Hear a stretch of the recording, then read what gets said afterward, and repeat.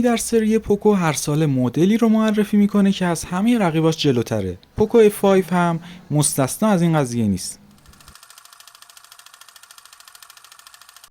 سلام به دوستان دیجیتالی خودم، امیدوارم هر جا که هستید حالتون خوب باشه. امروز اومدیم با بررسی ژائومی پوکو F5. قبل از اینکه بریم سراغ بررسی خوشحال میشم این ویدیو رو لایک کنید. از طراحی گوشی شروع میکنیم. قاب پشتی که براقه جنسش از پلاستیکه ولی خیلی شبیه به گلسه و با چند انحنا به فریم دوری متصل شده. در کل طراحی گوشی خیلی تخته و جای اثر انگشت هم روش زیاد میمونه. وزن این گوشی هم 180 گرمه که وزن قابل قبولیه. دوربین ها هم به صورت جزیره‌ای داخل قاب پشتی قرار گرفتن و یه فلاش هم پایینشونه. این گوشی با گوریلا گلس 5 هم محافظت میشه و گواهی IP53 داره که در مقابل پاچش آب و گرد و غبار مقاومه.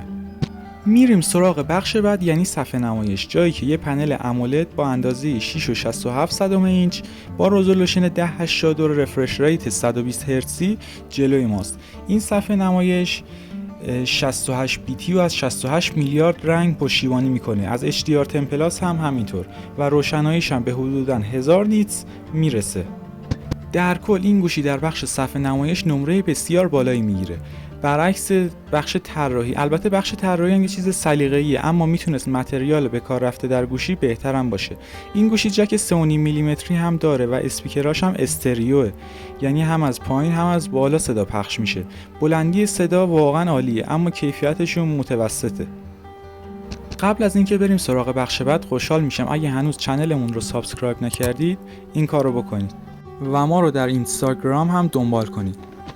توی بخش امنیت هم این گوشی مثل بقیه گوشی‌ها حسگر اثر انگشت داره که روی دکمه پاور تعبیه شده. البته حسگر تشخیص چهره دو بعدی هم داره. رابط کاربریش MIUI 14 بر پایه اندروید 13. MIUI 14 نسبت به MIUI 13 باگاش خیلی برطرف شده اما هنوز هم جای کار داره. در کل رابط کاربری هم خیلی سلیقه‌ایه و باید ببینید شما راحتید با رابط کاربری یا نه. میریم سراغ یکی از جذاب‌ترین بخش‌های این گوشی، یعنی سخت افزار، جایی که یه چیپ ساخت شرکت کوالکام مدل اسنپ دراگون 7 پلاس نسل 2. این چیپ واقعا عالیه، یعنی همه کارهای روزمره که سهله، کارهای سنگین شما رو هم میتونه برآورده کنه، مثل بازی کردن، ادیت عکس و ویدیو، گشت و گذار در صفحه‌های مجازی. هر کاری که بخواید این چیپ میتونه براتون انجام بده و فناوریش هم 4 نانومتریه و با رم‌های 12 و 8 عرضه میشه در حافظه 256 و UFSش هم 3.1. به لطف پردازنده بهینه‌تر کنترل دما هم نسبت به نسل‌های قبلی بهتر انجام میشه و در بخش سخت افزار هم یه تیکه بزرگ میگیره. در بخش باتری یه باتری با ظرفیت 5000 میلی آمپر داریم که واقعا عملکرد اونم عالی و میتونه یه روز کامل و برای شما جوابگو باشه، حتی در استفاده‌های سنگین. در داخل جعبه هم یه آداپتور 67 واتی داره که در 30 دقیقه تقریبا 80% گوشی رو شارژ میکنه.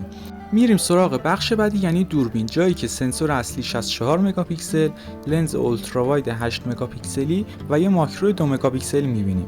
دوربین اصلی موقع عکس انداختن واقعا خوب عمل میکنه و نمره قابل قبولی میگیره. حتی میتونید باهاش عکسای حرفه‌ای هم بندازید چون این عکس‌ها دیتیل بالایی دارن و شارپنس و داینامیک رنج بسیار خوبی هم دارن. در حالت پورتره در 70-80% مواقع عکس به خوبی از بک‌گراند جدا میشه و پشتش بلر میشه. عکاسی در شب هم نه خیلی خوبه نه خیلی بده. وقتی که این گوشی رو حالت نایت مود میذارید سعی میکنه یکم عکس‌ها رو روشن‌تر کنه و نویزها رو کمتر کنه، اما عملکرد اون خیلی خوب نیست، میتونست از این بهترم باشه.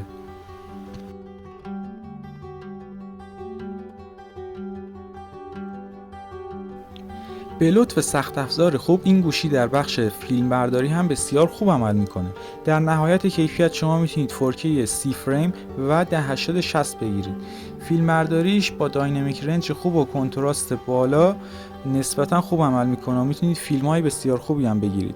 دوربین اولترا واید متوسط رو به بالاست ولی بازم با اون میتونید عکسای خوبی بگیرید. دیتیل و شارپنس اوکیه ولی عالی نیست. جالبه که رو حالت اولترا واید هم به نایت مود دسترسی دارید.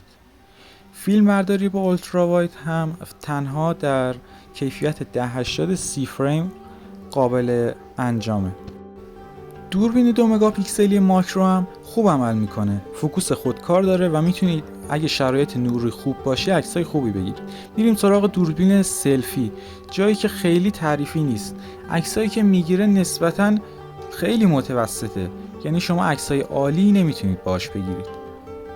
اگه بخوایم در کل به یه جمع‌بندی درباره این گوشی برسیم، این گوشی طراحی متوسطی داره، صفحه نمایشش خیلی خوبه، سخت افزارش عالی و تا چند سال میتونه بهتون کمک کنه تا کاراتون رو با پایداری انجام بدید و 5G هم که هستش. دوربین هم در حالت اصلی عکسای خوبی رو میگیره و فیلمبرداریش هم نسبتاً خوبه. اما اگه بخوایم اینو با رقیباش مقایسه کنیم، رقیب اصلیش گلکسی A54. اون گوشی دوربینش یکم از این بهتره، اما سخت افزار این 100% از اون بهتره. ولی A54 آپدیت های اندرویدی رو تا 3 سال پشتیبانی میکنه، این گوشی تا 2 سال. ممنونم از اینکه ما رو برای تماشا انتخاب کردید و تا آخر این ویدیو همراهمون بودید. تا ویدیوهای بعد، خدا نگهدار.